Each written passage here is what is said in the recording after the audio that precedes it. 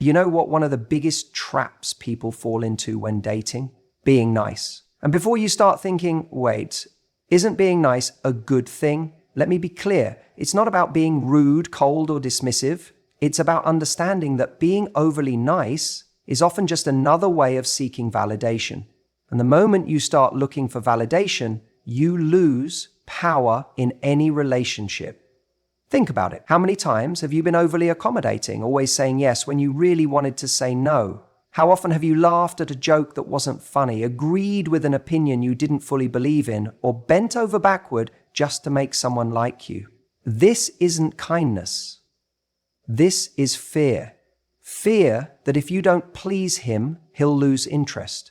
But here's the truth. The more you chase someone's approval, the less they value yours. Attraction isn't built through being easy, agreeable, or always available. It's built through confidence, self-respect, and a sense of value in yourself. When you're constantly giving without considering your own needs, you're essentially telling someone, I need you to like me because I don't fully like myself. And that's not an energy anyone finds attractive. What people respect, what makes them sit up and take notice, is someone who owns their worth without needing external confirmation. Let's flip the script. Imagine you meet someone you're incredibly drawn to. Now imagine that instead of bending to fit their world, you stand firm in your own. You say what you actually think, not what you think they want to hear. You express your standards without apology. You don't over-explain or justify yourself. You let them come to you instead of overextending to earn their time. That shift alone makes all the difference, because here's what happens when you stop seeking validation. You become the person who naturally commands it. Suddenly, you're not the one wondering, does he like me? Instead, you're observing, do I like him? That subtle but powerful shift changes the way people experience you. It moves you from a position of chasing to a position of choosing. Now, I'm not saying you should be indifferent or play mind games. This isn't about manipulation. This is about showing up as someone who values their time, their opinions, and their standards. If you feel the need to be overly nice just to keep someone interested, ask yourself, do I actually like this person, or do I just like the idea of being liked? Because there's a big difference. When you stop trying to prove your worth, you start radiating it. When you stop putting someone else's comfort above your own needs, you create a dynamic where respect and attraction can actually grow. People, especially men, are drawn to confidence, not arrogance, but that quiet, unshakable certainty that says, I know who I am, and I don't need external validation to confirm it. And here's the irony. The moment you stop needing validation is the moment you start getting it effortlessly. The person who doesn't need to prove anything is the one who holds the most influence in any dynamic. And that's not just true in dating, it's true in life. So if you find yourself constantly trying to be liked, trying to be agreeable, trying to be the nice person that never ruffles feathers, stop. Instead, start being the person who owns their worth and watch how the energy shifts in your favor. If you always accommodate, always say yes, always go along with what he wants, thinking that's the way to win him over, you're setting yourself up for disappointment. Not because kindness is a weakness, but because kindness without boundaries is a fast track to being taken for granted. We've been told that being agreeable, easygoing, and low management will make us more attractive. That if we don't ask for much, if we go with the flow, if we don't create waves, then we'll be the kind of woman he wants to stay with. But what actually happens? He starts to see you as someone who's always available, always there, always bending to his needs. And when someone gets used to you being there no matter what, they stop valuing you. It's not about playing hard to get. It's about showing that you have a life, a sense of self, and a level of respect for your own time and energy. A lot of people think setting boundaries means being aggressive, being difficult, or pushing people away. That's not it. A boundary is simply saying, I respect myself enough to communicate what is and isn't okay with me. When you don't do this, you end up in situations where you feel resentful, unappreciated, and emotionally drained, all because you were afraid to say, no, that doesn't work for me. You see this all the time in dating. You're talking to someone new and they cancel plans last minute. You tell yourself, it's okay, things happen, even though it bothers you. Then it happens again and again. But instead of addressing it, you smile and pretend it's fine, hoping that by being understanding, he'll appreciate you more. But what does he actually learn? That you're okay with it, that there are no consequences to treating you as an afterthought. And suddenly, you're not a priority, you're an option. If you don't set boundaries, you're leaving it up to someone else to decide how much respect you receive. And here's the problem with that. People will always take the path of least resistance, not because they're bad, but because it's human nature. If someone can get away with putting in the bare minimum and still have you around, they will.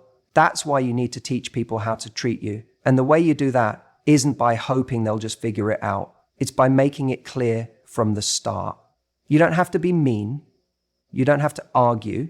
You just have to be direct. I don't like when plans are cancelled last minute.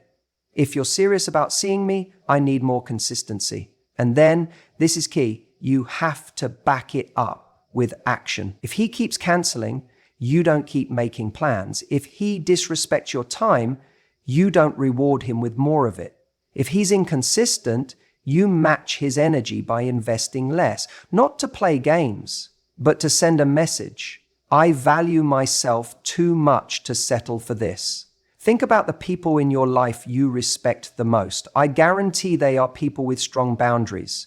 You know what they will and won't tolerate. You don't take advantage of them not because they're unkind, but because they have a strong sense of self. That's what makes them magnetic. And that's what makes a woman irresistible, not just to a man, but to the world. When you start setting boundaries, something interesting happens. People who only wanted to take advantage of you will drift away. And that's a good thing. Let them go. But the right people, they will rise to meet your standards. Because when a high-value woman demands respect, the right man will be more than happy to give it. So stop worrying that saying no will scare him off. The only thing it will do is filter out the wrong ones faster, and that is exactly what you want. She sat watching the world go by. Something caught her eye. It wasn't so much its color or shape, but the way it was moving. She squinted to see if she could better understand what it was and where it was going, but it didn't help. As she continued to stare into the distance, she didn't understand why this uneasiness was building inside her body. You know what the real problem is? People think being nice is what makes someone stay. But here's the truth. Nice is forgettable. It's safe. It's comfortable. And while there's nothing wrong with being kind, there is a huge difference between being kind and being overly nice. When you're overly nice, you're not being attractive, you're being predictable. And what happens when something is predictable? It becomes boring, familiar, expected. And once that happens, the excitement disappears. The curiosity is gone, the challenge vanishes, and so does the attraction. The key is not to be mean or difficult, but to be playfully challenging. Because here's the secret. People don't fall for those who are just nice. They fall for those who bring energy, excitement, and a little bit of unpredictability into their lives. When you challenge someone in a playful way, you create tension. The good kind of tension that keeps them engaged, that keeps them on their toes, that makes them think, I can't quite figure this person out. And that's exactly where you want to be. Imagine a guy takes you out on a date and he's telling you about his latest gym routine, how much he lifts, how disciplined he is. Most people would respond with, wow, that's amazing.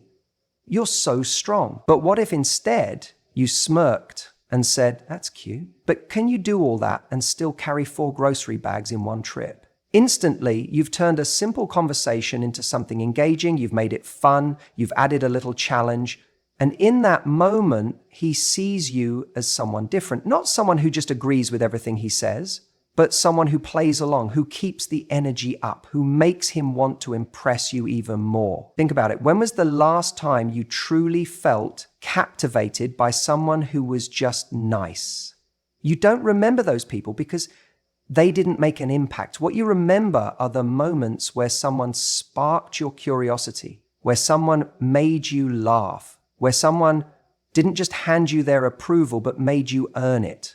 That's what being playfully challenging does. It makes people want to step up, to show up, to keep coming back for more. Now, some people hear this and think, but I don't want to play games.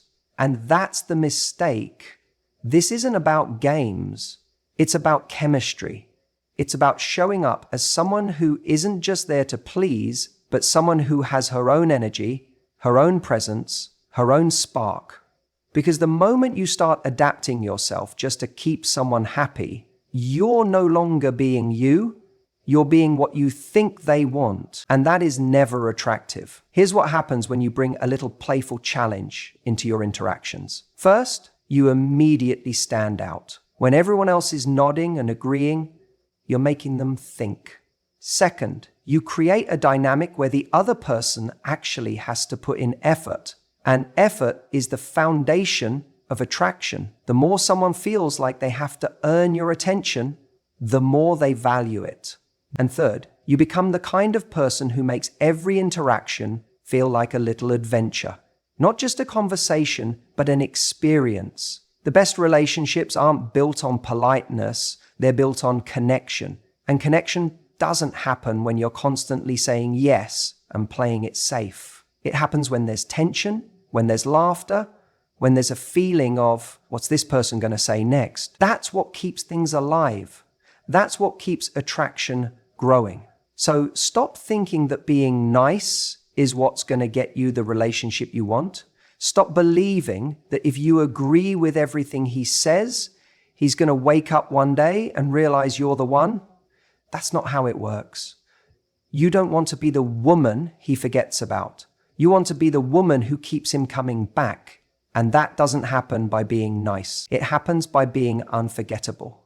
Think about how much energy you give to people who don't give it back. How many times have you overextended yourself, trying to prove your worth to someone who is only half invested? How many times have you made excuses for someone who isn't prioritizing you? It's an exhausting game.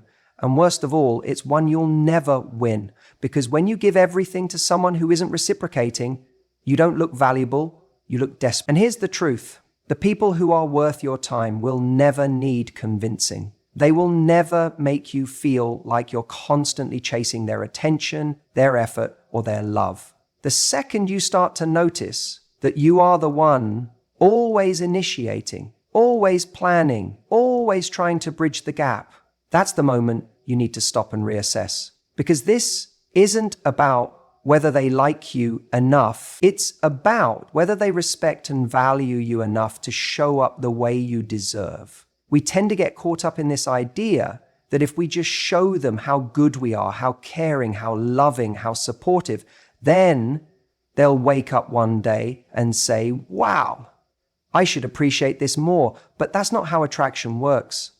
That's not how respect is built. If someone is only half invested and you keep over-delivering, all you're teaching them is that they don't need to step up because you'll do it all for them. They don't need to call because you'll be the one reaching out. They don't need to make plans because you'll always be there, waiting, available. You become a safety net instead of a priority. Now, let's flip this dynamic. Imagine for a moment that instead of investing in people who aren't showing up for you, you only gave your time and energy to those who matched your effort. Imagine what it would feel like to be met with the same level of enthusiasm, interest, and commitment that you bring to the table. Imagine what it would feel like to know that when you step back, the other person steps forward, not disappears. That's what high-value people do. They don't convince, they don't beg, they don't lower their standards to accommodate someone's bare minimum. They recognize the imbalance early and they act accordingly. And the way you act accordingly is by matching effort. If he texts you sporadically, stop being the one who always follows up. If he only makes last-minute plans, stop saying yes every time. If he takes you for granted, show him what it feels like when you're no longer an option on his terms. Not in a game-playing, manipulative way, but in a self-respecting, confident way that says, I invest in those who invest in me. Now, some of you might be thinking, but what if he's just busy? What if he doesn't realize? What if he just needs a little more time? And to that I say, stop making excuses for people's lack of effort. Busy people make time for what they care about. Confused people figure it out when they want to. And if someone truly values you, they won't need repeated reminders to treat you right. We have to stop clinging to potential. Potential is a dangerous thing to invest in because it's not real. It's just a version of someone that exists in your head, not in reality. The only thing that matters is how someone is showing up right now, not who they could be, not who they might become if they just realized what they had, who they are today. And here's where this gets even more powerful. When you stop over-investing in people who are under-invested in you, you create space for the right people to come in. You create space for relationships that are balanced, fulfilling, and healthy. Because every time you hold on to the wrong person, you delay meeting the right one. So the next time you find yourself over-explaining, over-giving, or over-accommodating, take a step back. Ask yourself, is this effort being matched? Or am I just afraid of losing something that was never really mine to begin with? And if the answer is the latter, it's time to redirect that energy back to yourself. The moment you stop proving your worth and start expecting mutual effort is the moment everything changes. The right people won't need to be convinced. They'll just show up. Stop worrying about scaring him off. That fear, that hesitation, it's exactly what keeps you stuck in situations where you're not getting what you want. How many times have you held back, swallowed your words, or downplayed what you truly felt just to avoid rocking the boat? You didn't want to seem too demanding, too intense, too much. So instead, you stayed quiet. You convinced yourself, maybe if I'm patient, if I just wait a little longer, he'll come around. But let me ask you something. Has waiting ever made a man suddenly wake up and treat you better? Has silence ever translated into respect? No. What it does is teach him that he never has to step up because you won't say anything. You won't challenge him. You won't risk losing him. And that's the biggest mistake you can make. The irony is, the very thing you fear, losing him, is already happening the moment you start playing small. When you stop voicing what you need, when you settle for crumbs and call it a meal, you're slowly fading into the background of his life. And then one day you wake up and realize you've molded yourself into someone you don't even recognize. Someone who says, I don't need much. I'm easygoing, whatever works for you. But deep down, you do need something. You do have wants. You do have standards. You're just not saying them out loud. So let's flip the script. Instead of being afraid to lose him, be afraid to lose yourself. Be afraid of the time wasted, the energy spent on someone who was never truly meeting you at your level. Be afraid of looking back and realizing you never asked for what you deserved because you thought it would push him away. Here's the truth. If stating your needs makes him pull back, good. Let him go. That's not a loss. That's a win. Because the right man, the one who's actually worth your time, won't be scared off by your standards. He won't run when you say, this is what I need in a relationship. He won't disappear when you show him that you know your worth. He'll rise to meet you. But he can only rise to meet you if he knows where you stand. If you're unclear, if you're always bending, shifting, accommodating, then he doesn't see a woman with a strong presence. He sees a woman who will settle. And the second he knows you'll settle, he stops trying. He stops pursuing, stops appreciating, stops valuing you. You've seen it happen. In the beginning, he was making an effort. He was thoughtful. He was present. He wanted to impress you. And then somewhere along the way, the dynamic shifted. He got comfortable and you let things slide. You told yourself, it's fine. He's just busy. He's just stressed. I don't want to pressure him. But deep down, you felt it, that slow erosion of effort. The unanswered texts that used to come instantly, the dates that turned into last-minute plans, the energy that once pulled you in, now barely holding on. And what did you do? You tried to make up for it. You became more available, more understanding, more accommodating. You put in extra effort, thinking it would balance things out. But it never does it? Because attraction doesn't work that way. You can't overcompensate for his lack of effort by giving more. That's not how you create desire. That's how you train him to do less. If he's interested, he'll show you. If he values you, he'll make it known. And if he doesn't, if you're constantly left wondering, analyzing, making excuses for him, then he's already made his choice. You're just refusing to accept it. So stop fearing the wrong thing. Stop fearing that asking for what you want will push him away. Instead, fear what happens if you don't. Fear waking up one day and realizing you've spent months, maybe even years, waiting for someone to treat you right when you could have been with someone who already knew how. The right man won't need convincing. He won't need testing. He won't need you to prove why he should treat you well. He'll do it because he wants to. And if that's not him, then you walking away is not a loss. It's a lesson for him and a win for you. A high-value woman doesn't rely on being nice to be loved. She isn't trying to impress by being agreeable, by always saying yes, by over-giving, or by suppressing her own needs just to make someone else happy. She operates from a place of deep self-respect, and that's what makes her magnetic. When you truly understand your worth, you stop chasing. You stop trying to earn someone's love like it's a prize for good behavior. You realize that love isn't about proving you're worthy. It's about recognizing the right fit, and that requires knowing who you are and standing firm in it. When a man meets a woman who has this level of self-respect, he senses it immediately. It's in the way she holds herself, in the way she speaks, in the way she doesn't anxiously fill every silence with words just to maintain his attention. She doesn't try to be everything he wants just to keep him interested. She isn't afraid to voice her opinions, even if they're different from his. She challenges, she teases, she engages, but never at the cost of her own authenticity. That's what makes her unforgettable. Too often I see amazing women lowering their standards because they think that's what it takes to keep a man. They accommodate, they compromise in ways that leave them feeling empty. They stay silent when they should speak up. And what happens? They become easy to take for granted. The more you shrink yourself to fit into someone else's life, the less they value you.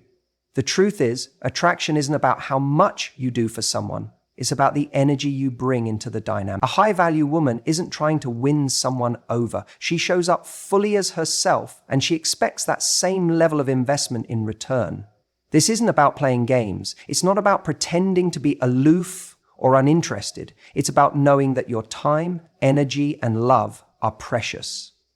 A woman with this mindset doesn't wait by the phone, she doesn't tolerate inconsistency, and she doesn't waste her time with someone who isn't showing up for her in the way she deserves. If he's interested, he'll show it. And if he's not, she's already moving on because she understands that the right man will never make her feel like she has to prove her worth. Men are naturally drawn to a woman who values herself. It's not because she's playing hard to get. It's because she genuinely has a life that she loves, standards she upholds, and a sense of self that isn't dependent on whether or not someone chooses her. She's not afraid to say no. She's not afraid to walk away if something isn't serving her. And that energy, that confidence, creates an irresistible pull. It tells a man, I choose to be here, but I don't need to be here. And when a man knows that he has to show up in a meaningful way to be part of her life, that's when he steps up. So many women believe that being nice is their biggest asset. But let me tell you something. Niceness without boundaries is not kindness. It's self-sacrifice. And when you make yourself smaller just to make someone else comfortable, you send the message that you don't see your own worth. But when you carry yourself as someone who has something valuable to offer, not just in a relationship, but in life, you change the game. You stop attracting men who only take, and you start attracting men who recognize and appreciate what you bring to the table. If you want to be truly magnetic, stop trying to be liked and start being respected.